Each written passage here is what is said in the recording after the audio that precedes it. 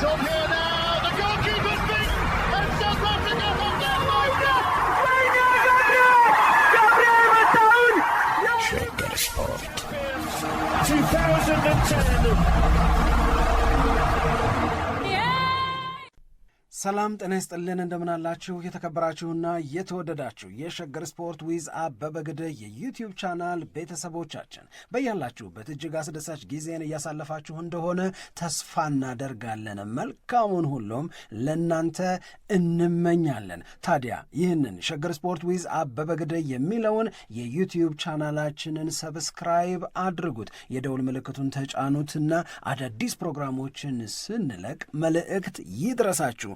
ላይክ በማድረግ እንዲሁም ደግሞ ሊንኩን ለሌሎች በማጋራት በተከታዮች ቁጥር እንድንበዛ የምንሰራቸው ፕሮግራሞችም ብዙ ሰዎች ጋር እንዲደርስ የምታደርጉትን ጥረት አጠናክራችሁ ቀጥሉ እንላለን። እስካሁን ላደረጋችሁልን ድጋፍ፣ እገዛ እና እኛን ለማንቃት ለሄዳችሁት ርቀት በሙሉ ምስጋናችን ትልቅ ነው። በጣም እጅግ በጣም አድርገን እናመሰግናለን።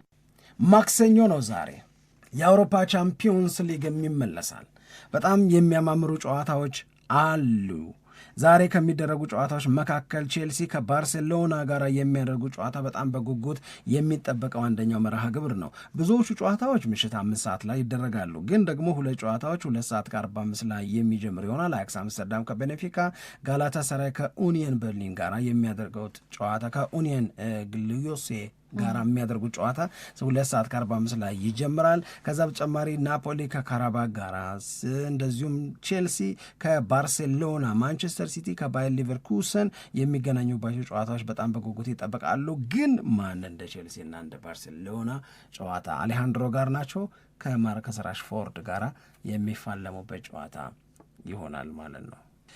የቼልሲና የባርሴሎና የቻምፒዮንስ ሊግ ጨዋታ ሲመጣ እኔ በጣም ተዝ የሚለኝ የአህያ ከለር ማሊያ ለብሶ ባርሴሎና እሺ ምን ነው ምንም አህያ ከለሩ አላ አዎ ይባላል። እኛ ጋርም አለ አህያ መልክ እንደዛ አይነት ማሊያ ለብሶ ነበር። እንደዛ አይነት ማሊያ ለብሶ ፒተር ቼክ ላይ ሮናልዲኒዮ ደንሱ ያገባው ጎል መቼም ቢሆን አረሳውም። ልክ ቼልሲ ከባርሴሎና ሲባል አእምሮ ላይ መጀመሪያ የሚመጣው ያን ምሽት የሆነው ነገር ነው። የሚገርም እንዲህ ያለና አይታይ ነገር እንግዲህ እንዴት ደነሰ፣ በቃ ደንሶ ጠቅ አረጋት ኳሷን። ይመታዋል ብሎ የገመተ የለም። አጠገቡ ላሉ የባርሴሎና ተጫዋቾች ሊያቀብል ይችላል። እንደዛ ባለ መንገድ ቦታውን፣ ክፍተቱን፣ የፒተር ቼክን አቋቋም፣ የተከላካዮቹን ሁኔታ በዛ ፍጥነት ተረድቶና አንብቦ ጋውቾ እንደዛ መጥቶ ጎል ያገባል ብሎ የገመተ የለም። ይደነቃሉ እስካሁን ድረስ ያንን ጎል ሲገባ ያዩ አይደለም ሲገባ ያዩት የገባባቸውም እንደዚሁ ይደነቃሉ። እነ ፒተር ቼክም ጭምር I don't know what he was doing አሉ። ምን እንድን ያደረገው የሚለው ነገር አላውቅም ይላሉ እስካሁን ድረስ ነው የምነግርሽ።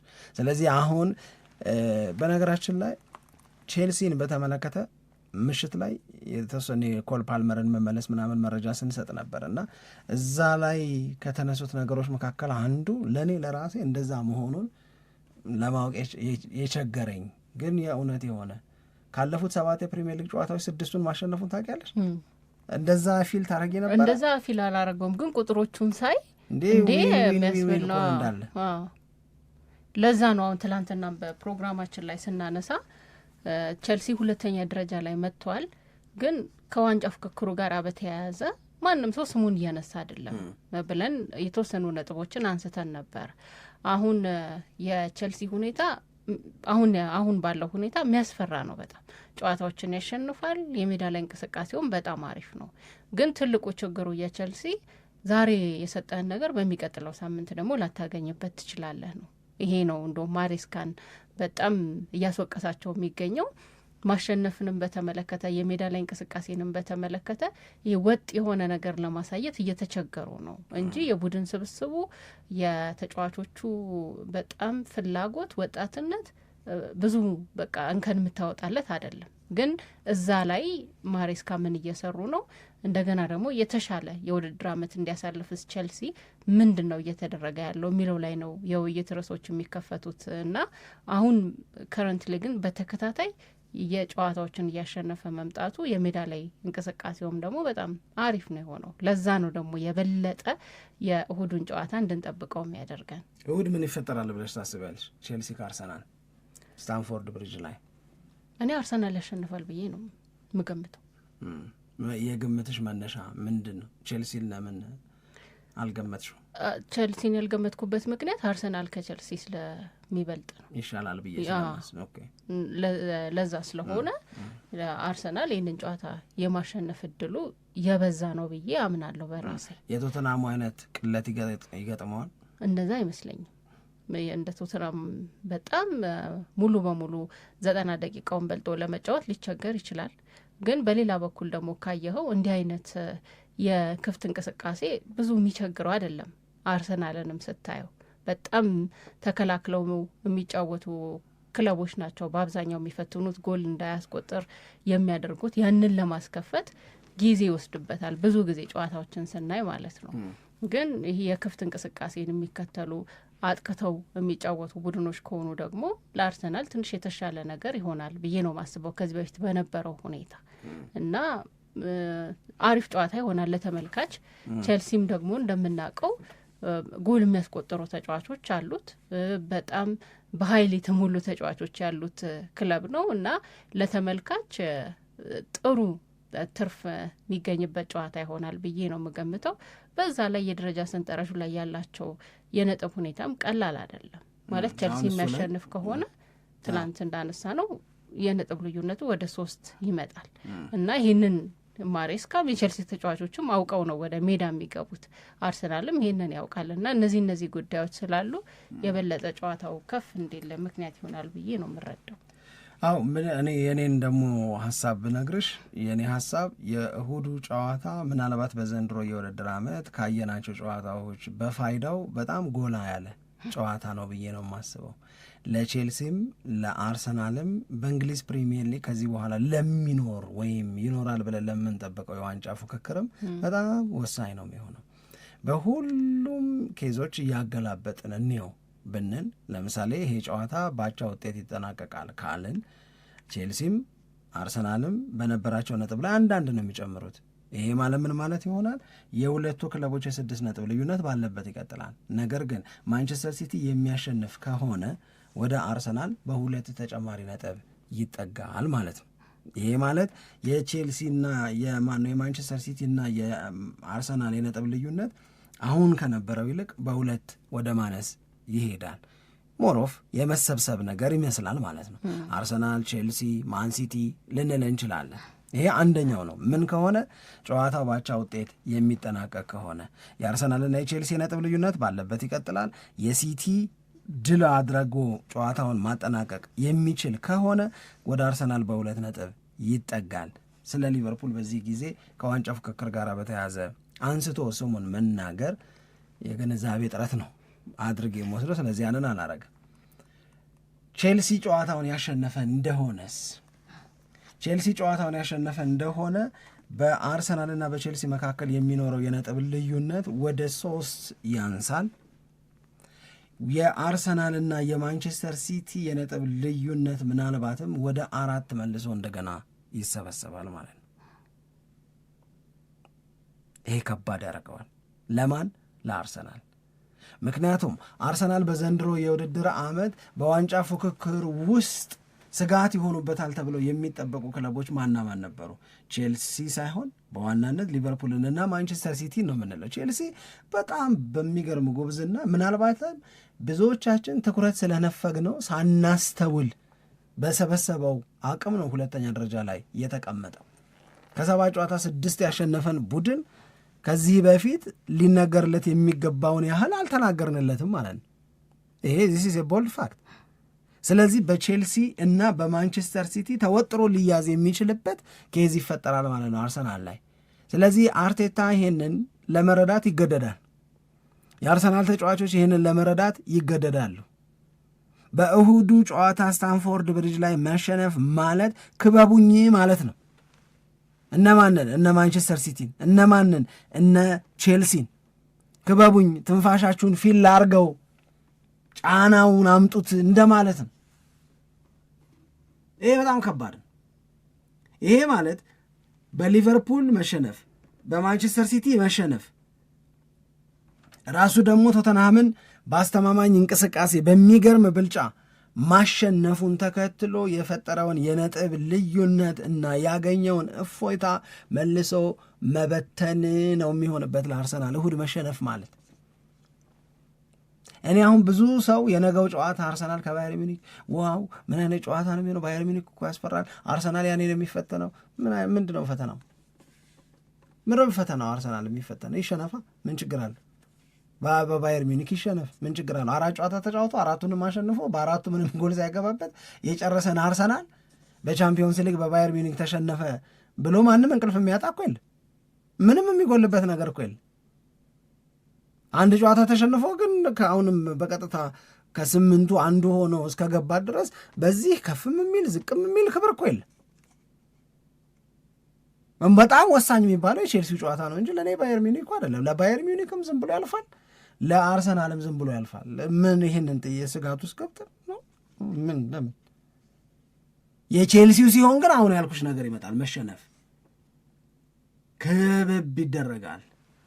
እነ ማንቸስተር ሲቲ ድጋሚ ላይ ባክኑ፣ እነ ቼልሲ ድጋሚ ላይ ባክኑ የሚችሉ ከሆነ አርሰናል በፕሬሸር ውስጥ ሆኖ ታፍ የሚባለውን የዲሴምበር ወር አስቸጋሪ የሚባለውን ከዛ በኋላ ተከታትሎ የሚመጣውን ጨዋታ በጫና ውስጥ ሆኖ ለማድረግ ሊገደድ ነው ማለት ነው።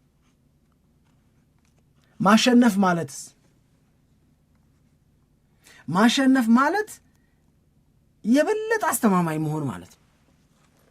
ከቼልሲ 9 ነጥብ፣ ከሲቲ አሁን ያለሽን የ7 ነጥብ ልዩነት፣ ከሊቨርፑል ተይው፣ ማንን ነው የሚፈራው ታዲያ አርሰናል? ከዛ በኋላ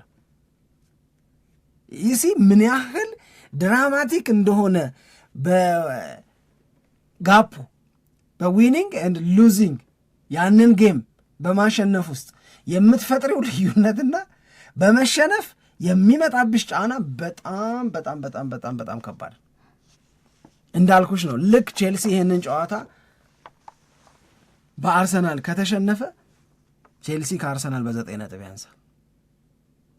ማንቸስተር ሲቲ የራሱን ጨዋታ የሚያሸንፍ ከሆነ 7 ነጥብ ይሆናል ልዩነቱ። 9 ጨዋታም 3 ነጥብ፣ 3 ጨዋታ ይፈልጋል 9 ነጥብ ልዩነትም። የ7 ነጥብ ልዩነትም 3 ጨዋታ ይፈልጋል። ምን ማለት ነው ይሄ? ቼልሲም አርሰናል ላይ ለመድረስ፣ ማንቸስተር ሲቲም አርሰናል ላይ ለመድረስ ለመስተካከል ከአርሰናል ጋር በነጥብ 3 ጨዋታ ዕድሜ ይፈልጋሉ ማለት ነው። አርሰናል በ3 ጨዋታ መሳሳት አለበት፣ እነሱ ዝም ብለው ልክ መሆን መቻል አለባቸው። which is very rare። ሁለቱም ሬር ነው። እነሱም ዝም ብለው ልክ ለመሆን ይከብዳቸዋል። ጎበዞች ናቸው፣ ግን ኖርማል ጉብዝና ላይ ናቸው። በተደጋጋሚ እንደምለው አርሰናልም 3 ይሄኛው አርሰናል 3 ለመሳሳት ይከብደዋል። እናቴ ትሙት ይከብደዋል። አዎ በጣም። ስለዚህ ይሄንን ኬዝ ስታየው እሁድ ነው እንጂ ጨዋታ ምን በቃ እሁድ ነው። እሁድ ጉድ የፈላበት ቀን ነው የሚሆነው። ይሄንን ይረዳላ ማሬስካ። ኤድዋርድ አይ ነው በቃ አለቀ። ወይ አርገው ወይ ሙት ነው በቃ። ምንም 9 ነጥብ አንሰሽ ከዛ በኋላ እድላለኝ በቻምፒዮንስ ሊግ ካልሆነ በስተቀረ እድላለኝ ዋንጫ ለማንሳት የሚለውን ነገር ለማንሳት ሞራሉም አይኖርሽ። የእሁዱ ይለያል ሳምሪ። አዎ ልክ ነው። ፋይዳው በጣም ትልቅ ነው። በማሸነፍ እና በመሸነፍ ውስጥ ለቼልሲ ትልቅ ልዩነት አለ። በማሸነፍ እና በመሸነፍ ውስጥ ለአርሰናል በጣም ትልቅ ልዩነት አለ። የአንድ ጨዋታ ጉዳይ ብቻ አይመስልም ማለት ነገሮችን የመቀያየር አቅሙ መሸነፍ ማሸነፍ የሚለው ነገር በጣም በጣም ትልቅ ነው እና ያው ዝም ብሎ አንድ ጨዋታ ብቻ ነው ብለህ የምታልፈው አይደለም። በዚህ ላይ ያው ማንቸስተር ሲቲ የበለጠ ተጠቃሚ ሆኖ ሊወጣ ይችል ይሆናል። አርሰናል የሚሸነፍ ከሆነ ከዚህ በኋላ የሚኖሩትን ጨዋታዎች በተመለከተ ራሱ ላይ የሚወስነው ራሱ ቢሆንም አርሰናል ግን ደግሞ ማንቸስተር ሲቲም የነጥብ መቀራረብ ውስጥ እንዲገባ ያደርገዋል። ለቼልሲም እንደዚሁ ለራሱ ለአርሰናልም ነገሮች በጣም የሚቀያየሩበት ነው። ስለዚህ አሁን ከሰራ ነው ስሌት በመነሳት የነገው ጨዋታ ላይ ከባየር ሚኒክ ጋር በሚደረገው ጨዋታ ላይ አርቴታ ምናልባት የተጫዋቾች ቅያሬ አድርጎ ተጫዋቾችን አሳርፎ ጨዋታውን ሊጀምረው ይችላል ወይንስ ደግሞ አንድ ጊዜ ጨዋታውን ጀምሮ የጨዋታውን ሂደት ካየ በኋላ ተጫዋቾቹን ቀይሮ ሊያስወጣ ይችላል፣ ምን ሊያደርግ ይችላል የሚለው ይህንን ነገር ያው አርቴታም ይረዳዋል፣ እኛ እንደምንረዳው እነሱ ይረዱታል። ባየር ሚኒኩ ጨዋታ ሳይሆን እሱም የበለጠውን ትኩረት ለቼልሲ የበለጠ ይሰጣል። ቼልሲ ግን ያድል የለውም። ምክንያቱም ቼልሲ በቻምፒዮንስ ሊግ ላይ ያለውን ፖዚሽን ብትመለከች እንደ አርሰናል የተቀማጠለ አይደለም። ግን ማሬስካ በተደጋጋሚ የሚለው ወደ ራውንድ ኦፍ 60 በቀጥታ ያለ ተጨማሪ ፕሌይ ኦፍ መግባት እንፈልጋለን። ስለዚህ ባርሴሎናን ለማሸነፍ 100% ዛሬ መስጠት መቻል አለባቸው። አርሰናል ያ ግዴታ የለበትም። ያ ግዴታ የለበትም። ነገ በሚደረገው ጨዋታ ላይ የሚመጣው ውጤት አርሰናልን በቀጥታ ወደ ራውንድ ኦፍ 16 የጥሎ ማለፍ ጨዋታ ለመግባት የእድል በሩን የሚዘጋበት አይደለም። በደንብ አድርጎ በርግዶታል። በደንብ አድርጎ ነው በሰፊው የከፈተው። 4 ጨዋታ ሁሉንም አሸንፏል። 12 ነጥብ ወስዷል። በቃ ላይ ካሉት ክለቦች መካከል አንዱ ነው አርሰናል። ግን አሁን ያነሳሽው ከተጫዋቾች አጠቃቀም ጋር በተያያዘ ይህንን አይነት ጥያቄ ለአርሰናል የምናነሳው 2024-25 ላይ ቢሆን ኖሮ ነው። አሁን ምንም እንደዛ የሚያስነሳሽ ነገር የለም። ስኳዱ እኮ ሰፊ ነው። በሌላ ጠንካራ ቡድን አርሰናል ባየር ሚኒክን መግጠም ይችላል። ማንን እንቀይረ? ራያን አይቀይረው። ለምሳሌ እነ ሳካ ዴክላን ራይስ እነዚህ ነው አሁን ተጫዋቾች። አሁን ምንድን ነው መሰለሽ ችግሩ፣ ትላንት ያልነውን ነገር ስተን አይደለም። አሁን እዚህ ላይ ሀሳብ ስሰጥሽ አሁን ተጫዋቾቹ ስድማ እንዳያረጉም ወይ አይ ዶንት ዋንት ቱ ሚስ ዚስ ጌም አይሉም ወይ? ያው ይረዱታል በሚል ነው እነሱም የእሁዱ ጨዋታ የበለጠ ውጤቱ አስፈላጊ ነው ከተባለ ይህንን እነሱም ውሳኔውን አይቀበሉም አይደለም። ውሳኔውን አይቀበሉም ሳይሆን ግን ዲማንድ ያደርጋሉ። ለምሳሌ ከባየር ሚኒክ ጋር የሚደረገን ጨዋታ ሳካ ሚስ አድርገው ብትይው ለእሁዱ ታስቦ እንደሆነ ይገባዋል። ግን ከፖርት ቬል ጋር የሚደረግ ጨዋታ አይለፈኝ የሚል ልጅ ከባየር ሚኒክ ጋር ይለፈኝ ይላል ብዬ እኔ አላስብም። አርቴታ ደግሞ እየሰማቸው ነው፣ ስሜቱን ያንን ወዶታል። አቬለብል መሆን ይፈልጋሉ የአርሰናል ተጫዋቾች። እኔ ደግሞ ይገባኛል ለምን አቬለብል መሆን እንደሚፈልጉ።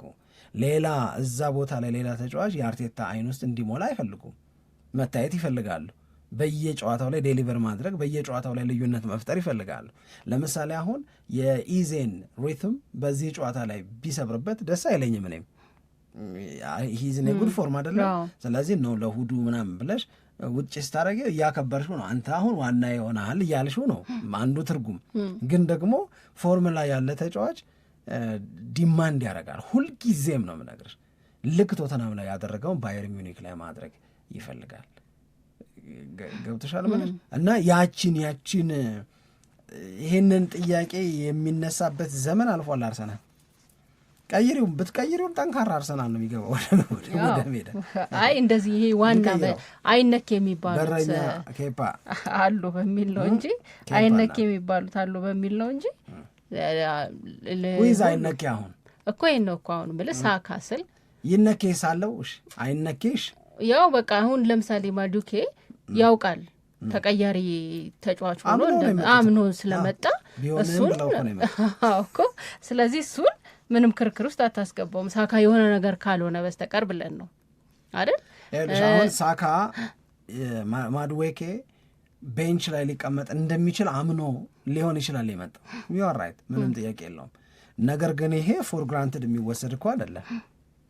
ኮንቪንሲንግ የሆነ ፐርፎርማንስ ትሬኒንግ ላይ በጣም አሳማኝ የሆነ ነገር በሚሰጠው ድል ባሳየ ቁጥር እኮ አርቴታም እኮ ይጨነቃል፣ ይገደዳል ለዚህ ልጅ እድል ለመስጠት። ፖይንት የገባሽ እንጂ ሳካ በህይወት እያለና እግሩ ጤነኛ እስከሆነ ድረስ ቢደክምም አንተ አትገባም እኮ አይደለም። አይ እንደዛ አይደለም። አሳምን ሳካ የሚያሳምን ሁኔታ ላይ ነው ያለው። አሁን ለምሳሌ በቀደሙ ጨዋታ በተለይ በመጀመሪያው 45 ላይ የነበረው ሳካ በጣም አሪፍ ነው የነበረው። ሳካ ምንም ማን ያጉድሉ አይቻላል። ግን ማድዌኬም ፑሽ ማድረግ ነው የሚይዙት። እነሱ ኖክ ያደርጋሉ። የቱን ነው ኖክ የሚያደርገው? አንድ በግራ መስመር በኩል ለምሳሌ አሁን ትሮሳርድ ደግሞ በጣም አሪፍ ሆነ፣ በግራ መስመር በኩል ኖክ ያደርጋል።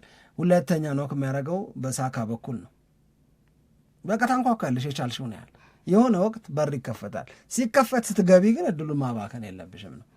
ግን እያንዳንዱ ቦታ ላይ ለውጥ ብታደርጊ ደካማውን አርሰናል ሜዳ ላይ የማየት እድላችን በጣም አነስተኛ ነው። በጣም አነስተኛ ነው። ፉልባኮቹንም በይ ሴንተር ባኮቹንም በይ ለምሳሌ ሞስኩዌራንና ሄንካፔን ቢያደርግ ለነገው ጨዋታ ደካማ ሴንተር ባክ አለው ልላልች አይ በጣም እንደውም ሄንካፔ የባየር ሚኒክን በጣም የሚያውቅ አይነት ተጫዋች ነው። የሊቨርኩሰን ተጫዋች ስለነበረ በተደጋጋሚ የመገናኘት እድል አላቸው። ግን አላደርግምም ቢል ሄንካፔ ግዴታ እንዲሰለፍ ያስገደደውን አይነት ፐርፎርማንስ ነው በቀደም የሚያሳየው። ጋብሪኤል ማጋሌሽ ስለሌለ በዛ ቦታ ላይ ተሰልፎ ሲጫወት በጣም ፐርፌክት የሆነ አገልግሎት ነው የሰጠው። በቃ መወቀስ አይፈልጉም፣ ገባሽ? ጎዶሎ መሆናቸው እንዲታይባቸው አይፈልጉም። ከነሱ ፊት እዛ ቦታ ላይ የመጫወት እድል ያገኝ የነበረው ሰው ምን ይሰራ እንደነበረ፣ ምን አይነት አገልግሎት ይሰጥ እንደነበረ፣ እንዴት ባለ መንገድ ቡድኑን ይመራ እንደነበረ ስለሚያውቁ እነሱ ያንን ነገር ያጎደሉ ክፍተት የፈጠሩ ትንሾች ሆነው መታየት አይፈልጉም።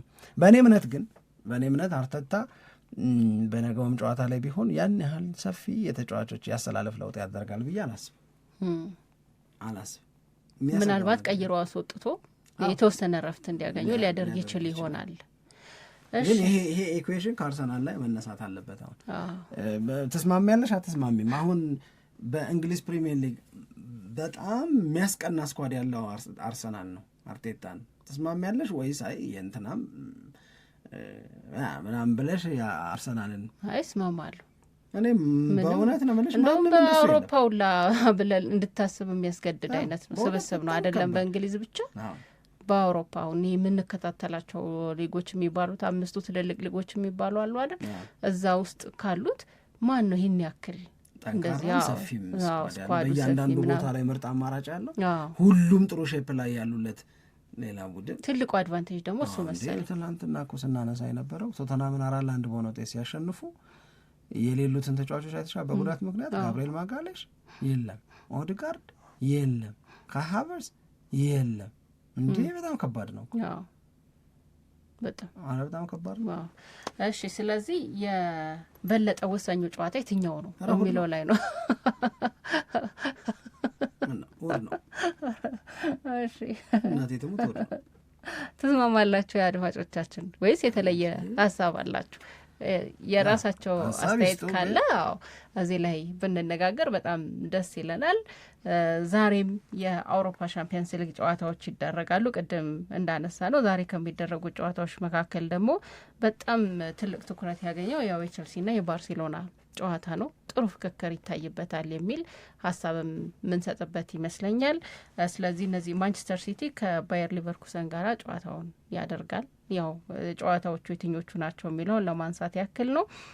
ኦሎምፒክ ማርሴይ ደግሞ ከኒውካስትል ዩናይትድ ጋራ የሚገናኝበትም ጨዋታ አለ። ግን ከዛሬ ጨዋታዎች በላይ የነገ ጨዋታ ነው በአብዛኛው እየተነሳ የሚገኘው። ይሄ የአርሰናልና የባየር ሚኒክ ጨዋታ ትኩረት ተሰጥቶት አይቻለሁ። አትሌቲኮ ማድሪድ እና ኢንተር ሚላን የሚያደርጉትም ጨዋታ አሪፍ ይሆናል ተብሎ ይጠበቃል። ነገ ነው ሄደው እኔ እንደ አበበ ግዳይነቴ የእናንተ ያህል መብት አለኝ አይደለ?